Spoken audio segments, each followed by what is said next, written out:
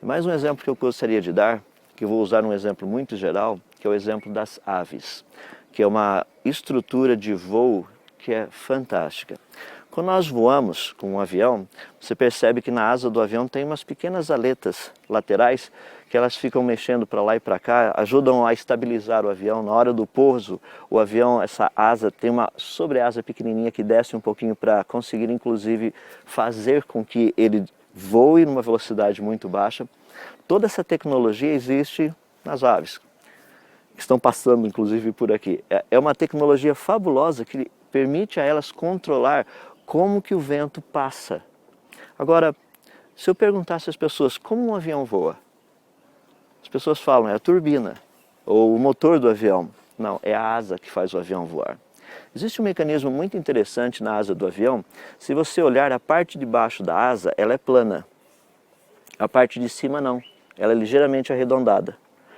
Quando o avião se desloca, pela parte de cima ser arredondada, o ar que passa por cima fica um pouquinho mais rarefeito. O ar que passa por baixo não. Ou seja, a pressão que é feita em cima é menor do que a pressão que é feita embaixo. Como a pressão feita embaixo é maior, vai empurrando o avião para cima. É só naquela pequena diferença de pressão que faz com que o avião voe. Ou seja, ele precisa de uma certa velocidade para produzir a diferença de pressão necessária para fazer com que ele voe. Todo esse mecanismo foi estudado e aprendido justamente nas asas das aves. Elas têm exatamente essa estrutura.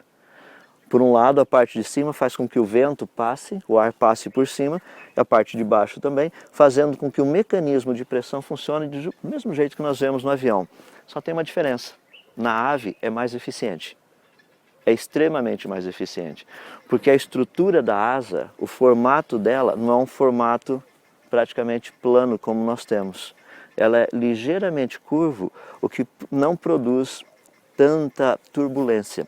Quando um avião está pousando, nós vemos geralmente aquelas, se tiver um pouco de neblina do lado de fora, você vê vão formando um tipo de umas linhas na asa e você percebe ali um tipo de uma turbulência. Isso é muito legal se você vê o avião pousando, principalmente olhando de trás. Você formando uns tipos de uns círculos assim, parece fumaça. Isso na ave não acontece. Isso é turbulência que é produzida, ou seja, o avião não consegue literalmente deslizar no ar.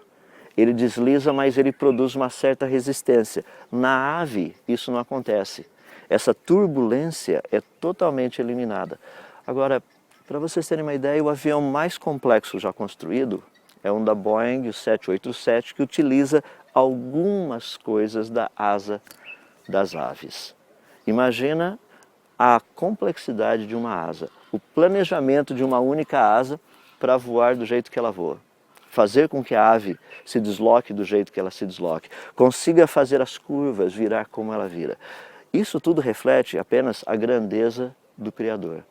Isso reflete a sabedoria de Deus, não somente no aspecto do conhecimento do que precisa ser feito, mas da engenharia para se fazer tudo isso. Eu queria só encerrar dando algo para a gente poder parar e pensar. Construir uma asa que não tivesse essa atmosfera, para essa asa voar nessa atmosfera, não teria função nenhuma. A asa das aves foram construídas para esse tipo de atmosfera que nós temos. A densidade do ar, a resistência que esse ar oferece, inclusive para enfrentar até mesmo esse vento que nós sentimos. Ou seja, todas essas coisas foram levadas em consideração. Não apenas o desenho, não apenas o material que seria feito, não apenas a estrutura básica, mas todas as demais coisas foram levadas em consideração também. Aí eu gostaria de parar e pensar um pouco. Quando nós tratamos da nossa vida como seres humanos, imagina todo o cuidado de Deus em criar cada parte funcional do nosso corpo, em fazer com que essas coisas funcionem dentro do contexto todo que Ele criou, que é a parte toda da natureza ao nosso redor, fazendo com que tudo funcione de uma maneira perfeitamente funcional e perfeitamente otimizada. Isso reflete a grandeza de um grande Deus, a grandeza de um grande Criador.